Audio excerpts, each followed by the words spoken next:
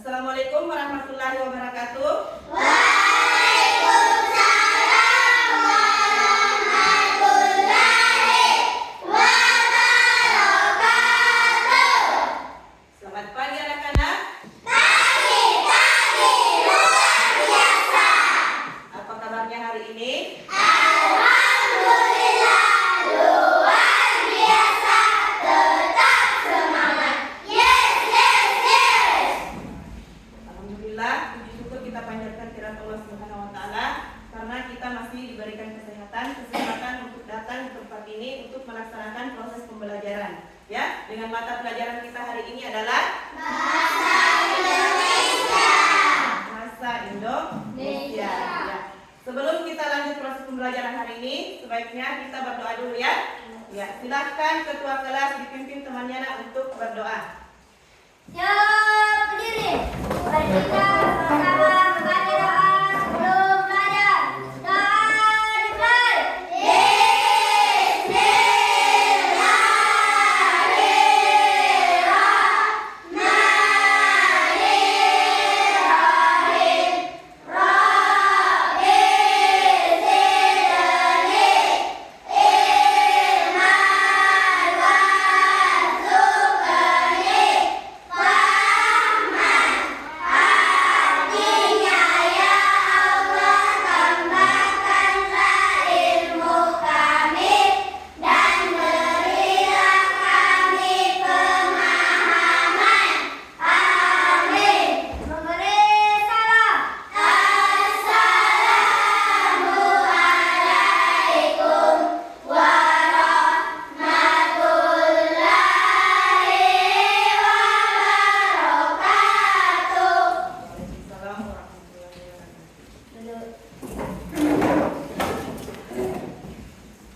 Ya, jadi kita berdoa pada hari ini nak supaya kita mendapat berkah dan ilmu yang bermanfaat baik bagi diri kita maupun terhadap orang lain. Ya, rutinitas seorang pelajar itu adalah berdoa setiap hari sebelum memulai pembelajaran.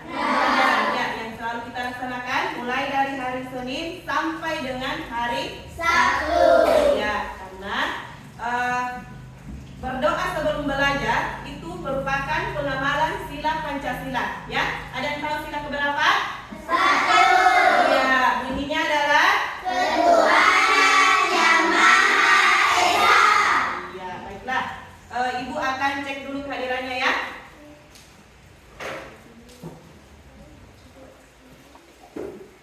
Jasilul Iftirul, Hadir Bu.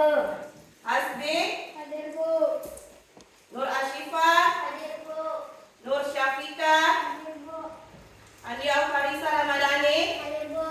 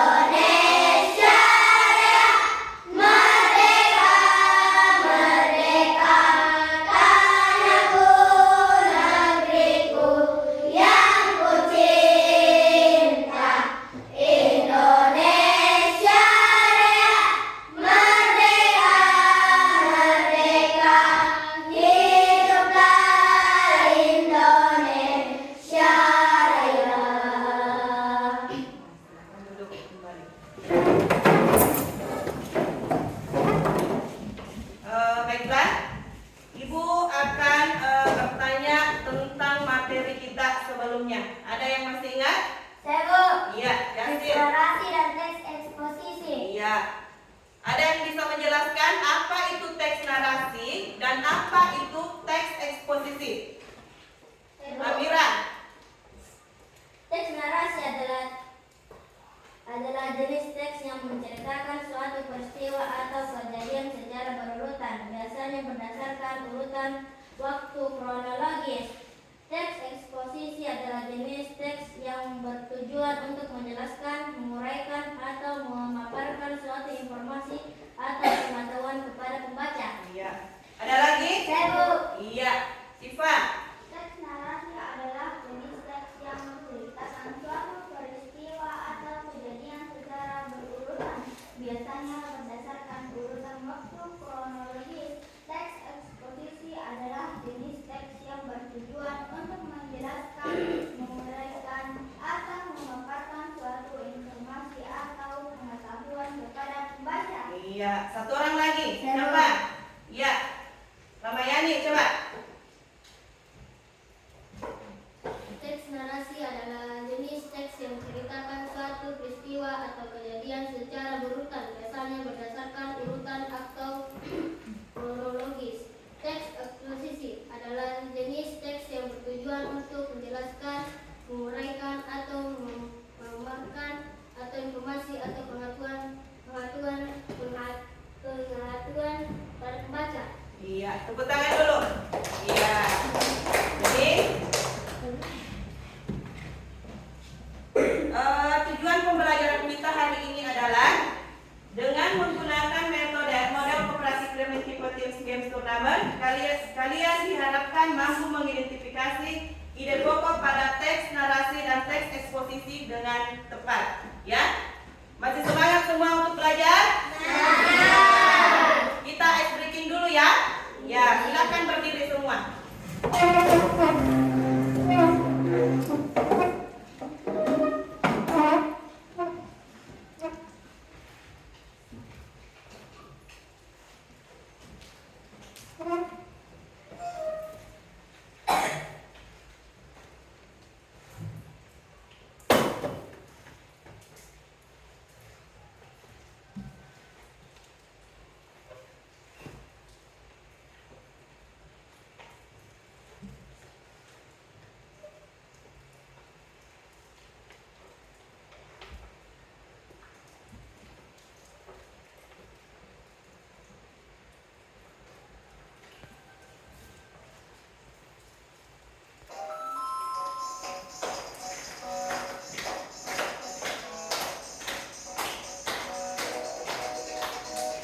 Jadi yang bikin dari yang kiri diganti-ganti yo, diganti-ganti yo, diganti-ganti yo, diganti-ganti yo. Coba dari yang kanan bikin dari yang kiri diganti-ganti yo, diganti-ganti yo, diganti-ganti yo, diganti-ganti yo. Dua dari yang kanan, dua dari yang kiri. Ditembak-tembak dot, ditembak-tembak dot, ditembak-tembak dot, ditembak-tembak dot. Dua dari yang kanan, dua dari yang kiri. Ditembak-tembak dot, ditembak-tembak dot, ditembak-tembak dot, ditembak-tembak dot.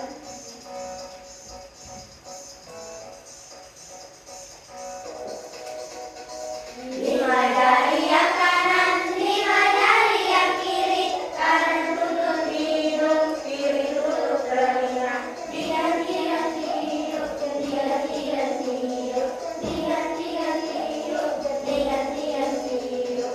Lima dari yang kanan, lima dari yang kiri. Kanan tutup hidung, kiri tutup telinga. Diganti-ganti hidup, diganti-ganti hidup, diganti-ganti hidup, diganti-ganti hidup. Lima jari yang kanan menjadi palu, dok dok dok, dok dok dok. Lima jari yang kanan menjadi gergaji, rei rei rei, rei rei rei, dok dok, rei rei rei, dok dok dok, rei rei rei.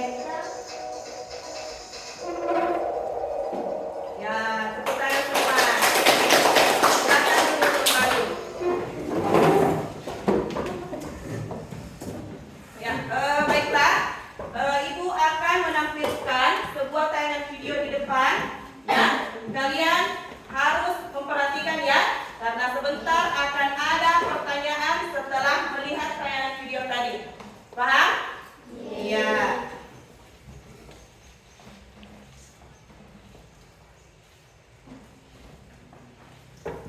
Semoga kita semua dalam keadaan sehat walafiat.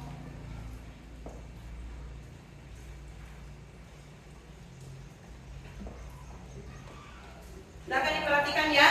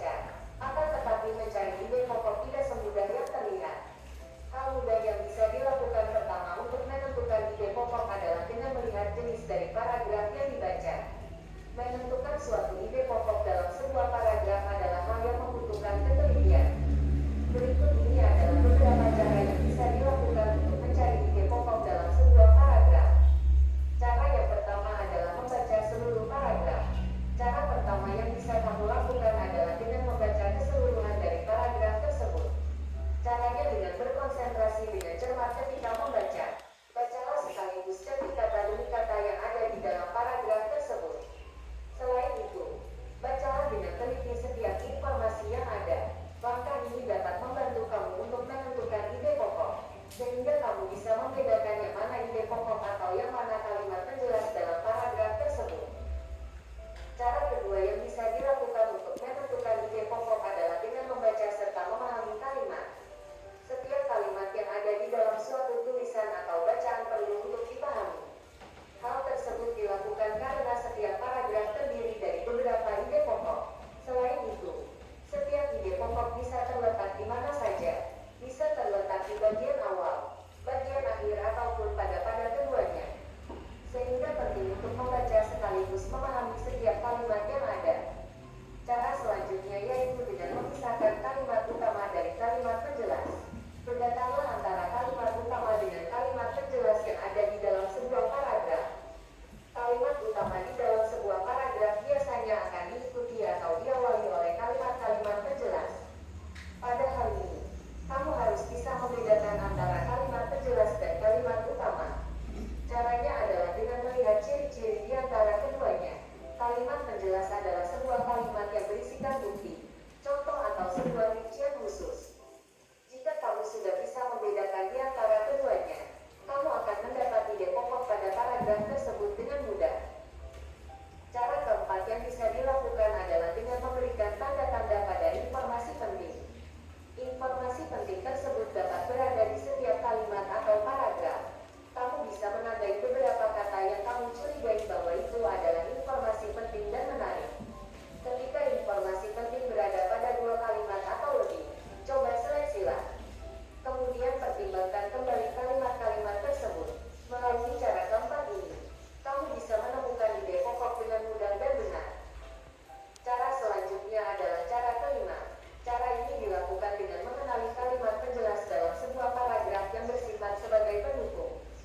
Dalam tahap ini, ketika kamu masih mengalami kesulitan, kamu bisa memperhatikan penggunaan dari kata-kata yang berulang. Hal itu dikarenakan umumnya penggunaan kata yang berulang memiliki fungsi sebagai penjelas. Kata berulang akan menjelaskan kalimat sebelumnya atau sesudahnya. Kamu bisa memilih kalimat penjelas ini dan mencobanya ketika kalimat tersebut berdiri sendiri. Ketika kalimat penjelas itu berdiri sendiri, maka kalimat itu tidak bisa diperuntukkan sebagai ide pokok. Oleh karena itu, kamu bisa menggunakan cara ini untuk membedakan kalimat penjelas, sehingga akan menemukan ide pokok dari paragraf tersebut.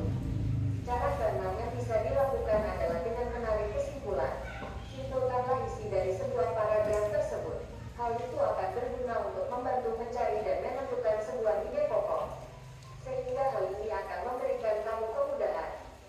Cara menentukan ide pokok yang ketujuh adalah dengan menandainya. Tandailah ide pokok pada setiap paragraf dari suatu tulisan secara menyeluruh. Kamu bisa melakukan ini dengan menggabungkan bagian awal dan akhir dari kalimat di paragraf tersebut. Ide pokok ini umumnya disebut dengan ide pokok campuran. Kamu bisa menentukan ide pokok campuran yang dilihat dari kalimat awal yang bisa saja bersifat kalimat utama, sedangkan pada akhir kalimat, cobalah untuk menyimpulkan paragraf. Kamu bisa langsung memberikan tanda-tanda khusus.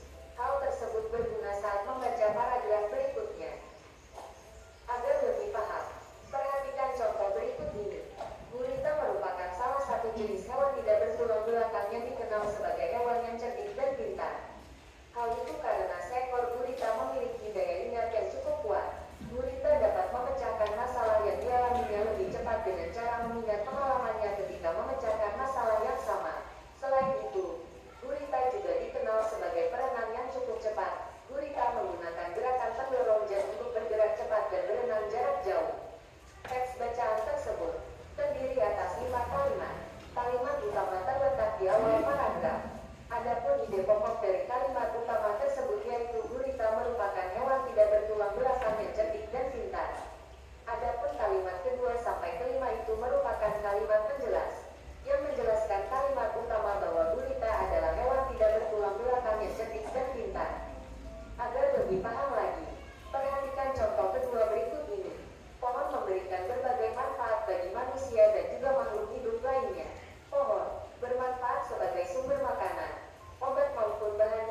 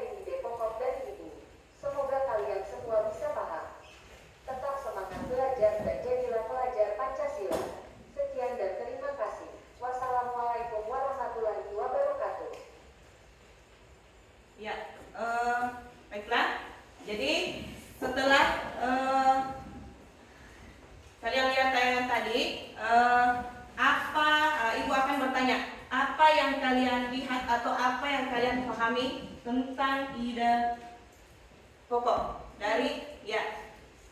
Ide pokok adalah gagasan utama yang menjadi inti dari sebuah paragraf. Ide pokok sering juga disebut sebagai gagasan utama, pikiran utama atau pokok pikiran. Iya. Ada yang lain? Ide pokok adalah gagasan utama yang menjadi inti dari sebuah paragraf.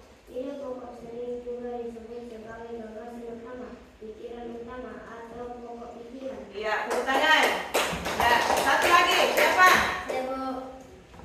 Ide pokok adalah gagasan utama yang menjadi inti dari sebuah paragraf. Ide pokok sering juga disebut sebagai gagasan utama, pikiran utama atau pokok pikiran.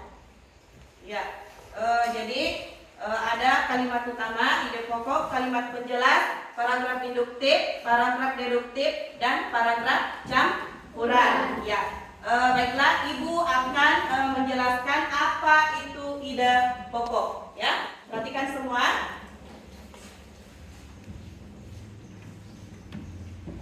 Ya, jadi ide pokok adalah salah satu bagian penting dalam suatu paragraf atau tulisan. Ya, jadi harus diingat ide pokok di situ adalah salah satu bagian penting dalam suatu paragraf atau tulisan. Ya, sebab ide pokok merupakan gagasan yang menjadi dasar pengembangan sebuah paragraf. Ya, jadi untuk memahami isi sebuah tulisan, maka kita perlu menemukan ide pokoknya. Ya, ide pokok dalam paragraf serta gagasan-gagasan pendukungnya. Ya.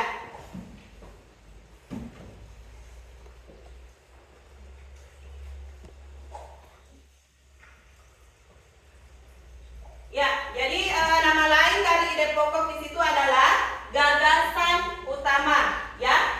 Nah, ide pokok di sini terdapat di kalimat utama dan setiap satu paragraf itu hanya terdiri satu ide pokok. Ya. Nah, satu hal yang harus kita ingat bahwa kalimat utama hampir sama dengan kalimat. Jadi satu hal yang perlu diingat bahwa kalimat utama tidak sama dengan kalimat pertama. Ya, kalimat utama bisa ada di kalimat pertama. Ya, dan bisa pada kalimat terakhir atau bahkan kalimat pertama dan terakhir. Ya. Selanjutnya, apa itu fungsi dari ide pokok? Ya. Fungsi dari ide pokok. Ya, jadi fungsi dari ide pokok, dengan adanya ide pokok, maka akan memudahkan pembaca untuk mengetahui inti atau pokok dari apa yang ada dalam sebuah paragraf. Ya. Ya. Nah, selain itu, ide pokok juga akan membantu penulis untuk mengembangkan sebuah alur tulisan. Ya. Nah, selanjutnya ciri-ciri dari ide pokok. Ini ciri-ciri dari ide pokok. Yang pertama di sini adalah keberadaan ide pokok tidak berbelit. Ya, artinya makna dari ide pokok itu tidak boleh sempit, ya, akan tetapi tidak juga terlalu luas. Nah, hal ini berfungsi supaya membaca dapat mudah untuk menangkap apa ide pokok dari bacaan tersebut. Nah, selain itu ini juga akan membantu pembaca untuk mudah dalam memahaminya. Ya. Nah, selanjutnya ciri pokok yang kedua adalah ide pokok dinyatakan secara jelas. Ya, hal ini menyangkut segi letaknya, dan selain itu apa yang akan disampaikan atau inti dari gagasan tersebut juga harus dinyatakan dengan jelas. Ya. Ya. Nah, selanjutnya ciri dari ide pokok yang ketiga. Ya. Ciri ide pokok yang ketiga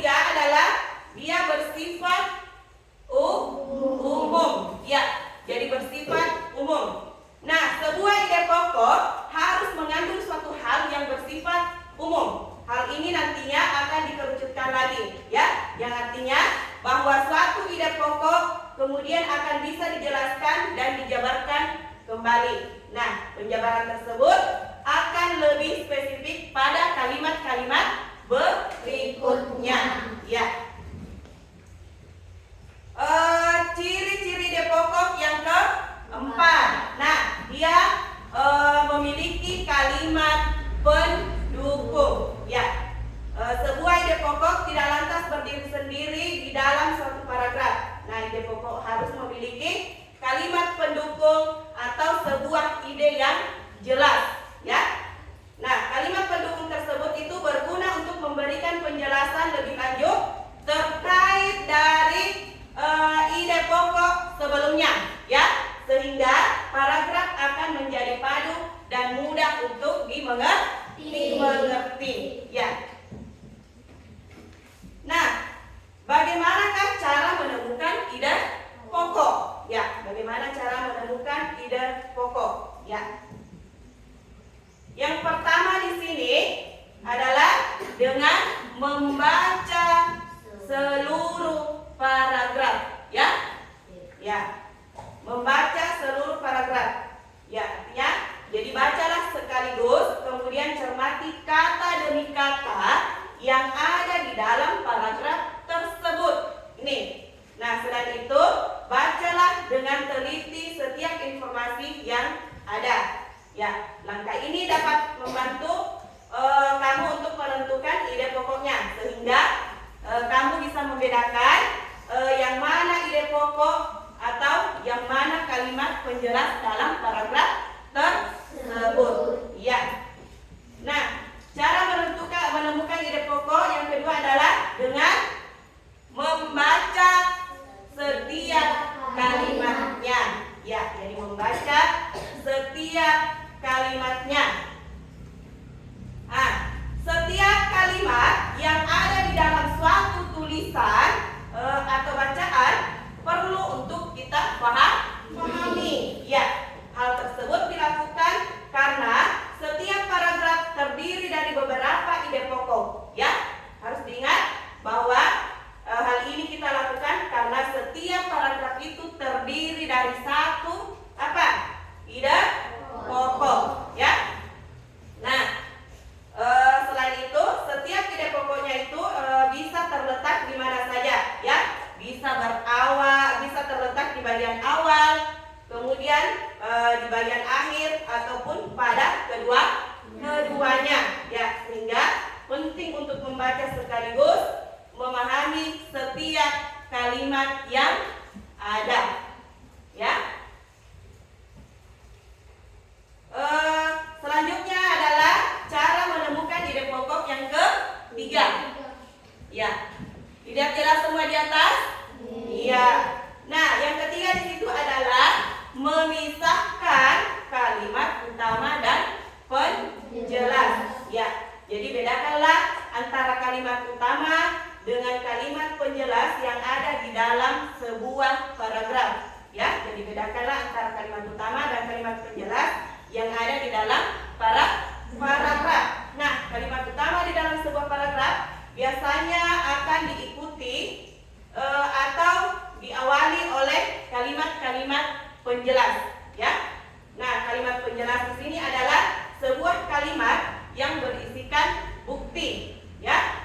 Contoh dari contoh atau sebuah rincian khusus. Nah, jika kamu sudah bisa membedakan di antara keduanya, maka kamu akan mendapat ide pokok dari paragraf dengan mudah. Ya, sudah paham? Iya. Nah, cara menemukan ide pokok yang keempat, ya, dengan menandai informasi penting. Ya. Ya, coba Jasuna bacakan. Menandai informasi penting. Informasi penting tersebut dapat berada di setiap kalimat atau paragraf. Kamu bisa menandai beberapa kata yang kamu curigai bahwa itu adalah informasi penting dan menarik. Ketika informasi penting berada pada dua kalimat atau lebih, coba seleksilah, kemudian pertimbangkan kembali kalimat-kalimat tersebut. Melalui cara keempat ini, kamu bisa menemukan ide pokok dengan mudah dan benar. Iya, jadi menandai informasi penting. Nah, selanjutnya,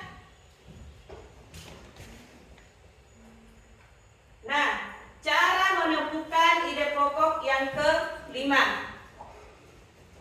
Ya, jadi kalimat penjelas itu adalah pendukung. Ya, dalam tahap ini, ketika kamu masih mengalami kesulitan, kamu bisa memperhatikan penggunaan dari kata-kata yang berulang. Ya, hal itu dikarenakan umumnya penggunaan kata yang berulang ini memiliki fungsi sebagai penjelas. Ya, kata berulang akan menjelaskan kalimat sebelumnya ataupun sesudahnya. Ya, kamu bisa memilih kalimat penjelas ini dan mencobanya ketika kalimat tersebut berdiri sendiri. Ya. Nah, sekarang cara menemukan ide pokok yang keenam. Coba Amira, bacakan nak. Menyimpulkan isi paragraf. Simpulkan isi dari sebuah paragraf tersebut. Hal itu akan berguna untuk membantu mencari dan menentukan sebuah ide pokok, sehingga hal ini akan memberikan kamu kemudahan. Iya, jadi menyimpulkan isi paragraf. Ya. Selanjutnya adalah menandai ide pokok. Ya, jadi tandailah ide pokoknya pada setiap paragraf dari suatu tulisan secara menyeluruh. Ya, kamu bisa melakukan ini dengan menggabungkan bagian awal dan akhir dari kalimat di paragraf tersebut. Ya, ide pokok ini umumnya disebut dengan ide pokok campuran. Ya, ya, coba perhatikan contohnya. Ya. Gurita merupakan salah satu jenis hewan tidak bertulang belakang yang dikenal sebagai hewan yang cerdik dan pintar. Ya, hal itu karena seekor gurita memiliki daya ingat yang cukup kuat. Gurita dapat memecahkan masalah yang dalamnya lebih cepat dan dengan cara mengingat pengalamannya ketika memecahkan masalah yang sama. Nah, ini selain itu, gurita juga dikenal sebagai perenang yang cukup cepat. Ya, gurita menggunakan gerakan pendorong jet untuk bergerak cepat dan berenang dengan jarak yang jauh. Ya, apa kira-kira kalimat utamanya?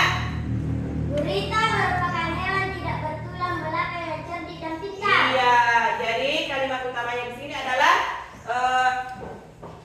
yang merupakan dari ide pokoknya dibacaan di atas adalah gurita merupakan hewan tidak bertulang belakang yang cerdik dan pintar. Ya.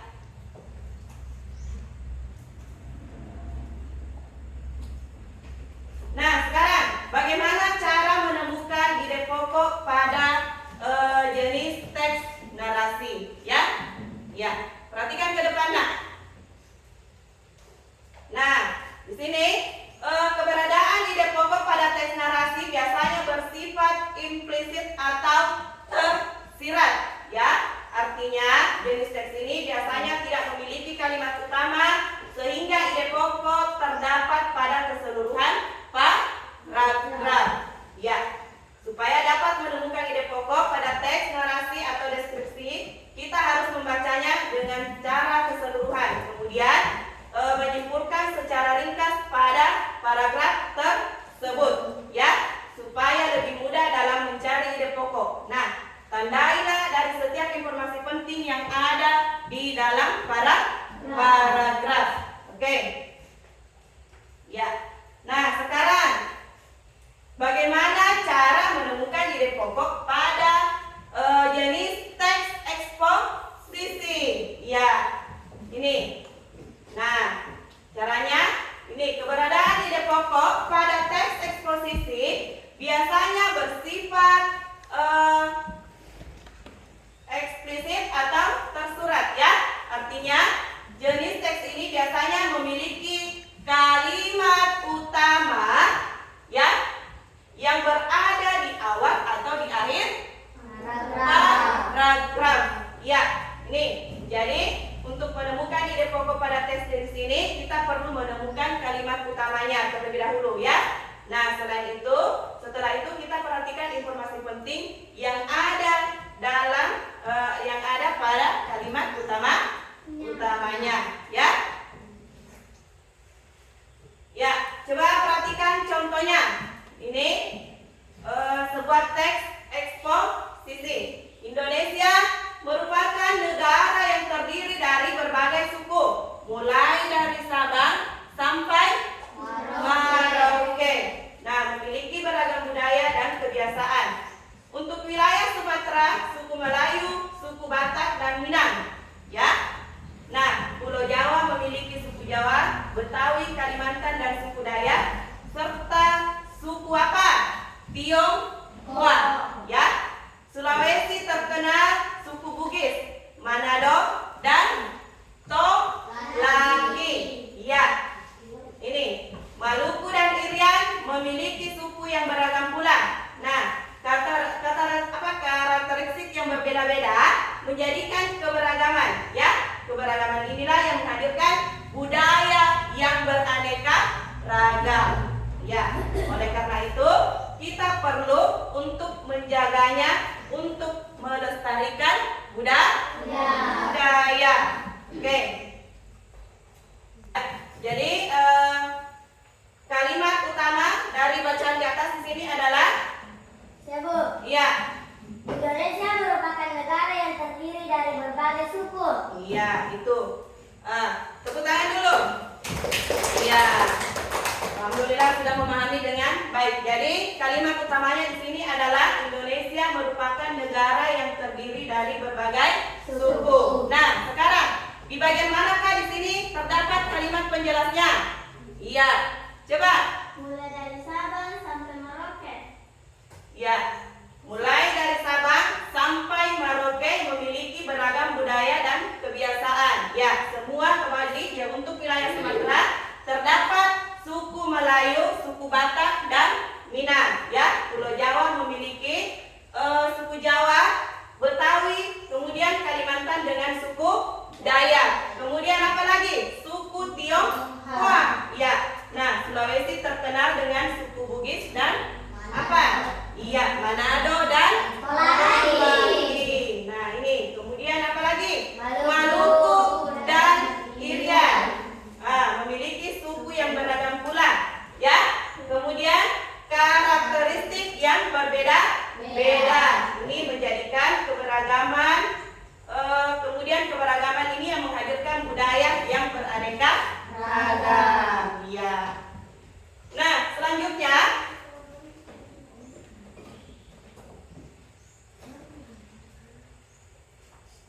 ya. Jadi sebelum Ibu memberikan tugas, ya, Ibu Ibu kasih dulu kesempatan selama 5 menit untuk dibuka kembali materinya, nah, bukunya. Ya, silakan dibuka kembali bukunya untuk dibaca. Ya, jadi Ibu berikan waktu selama 5 menit. Ya.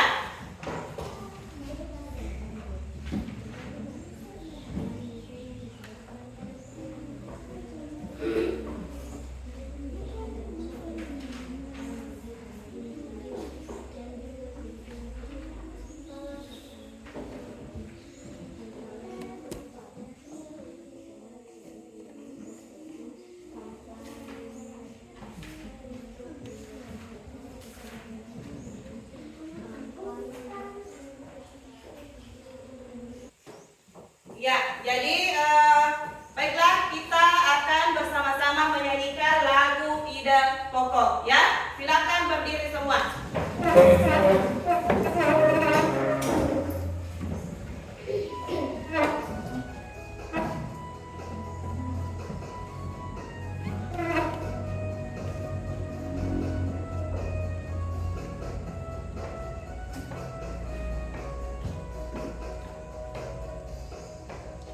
Ide pokok adalah kalimat utama yang menjadi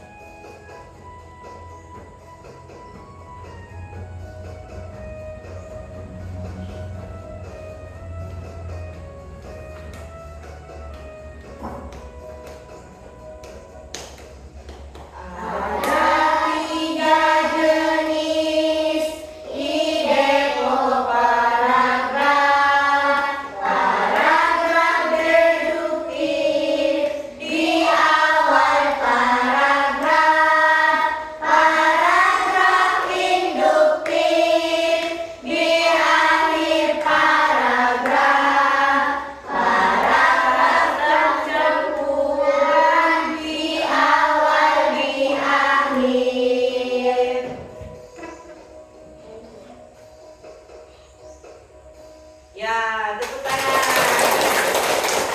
silakan duduk kembali. Ya, jadi selanjutnya adalah di sini Ibu akan memberikan tugas, ya. Jadi tugas kita pada hari ini ada 2, ya. Jadi tugas kita pada hari ini ada 2. Nah, tugas yang pertama, ada yang tahu ini apa? Iya, ini adalah sebuah amplop, ya. Dalam amplop ini, ya, berisikan 2 teks, ya, terdiri dari teks narasi dan teks eksposisi, ya. Dalam amplop ini tidak beraturan kalimatnya, ya, dan kalian akan kalian akan menyusunnya menjadi satu paragraf, ya. Kemudian setelah kalian jadi kalian akan menempelnya di dalam kertas ini, ya. Kemudian setelah ditempel, dibentuk menjadi satu paragraf, kemudian dituliskan ide pokoknya di bawah, ya. Sudah paham semua? Iya. Jadi Ibu sudah siapkan alatnya. Kalian harus bekerja sama, ya.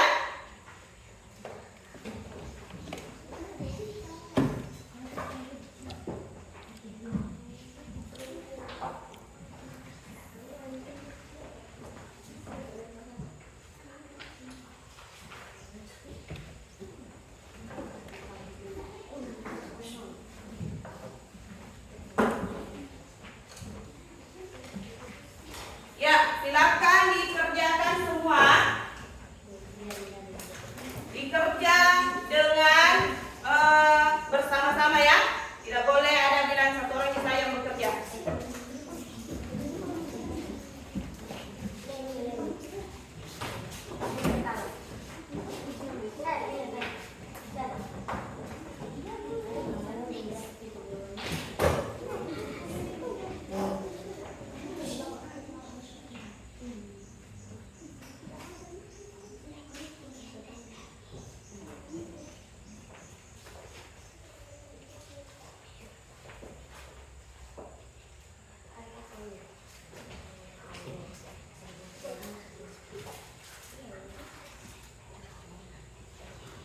Jadi harus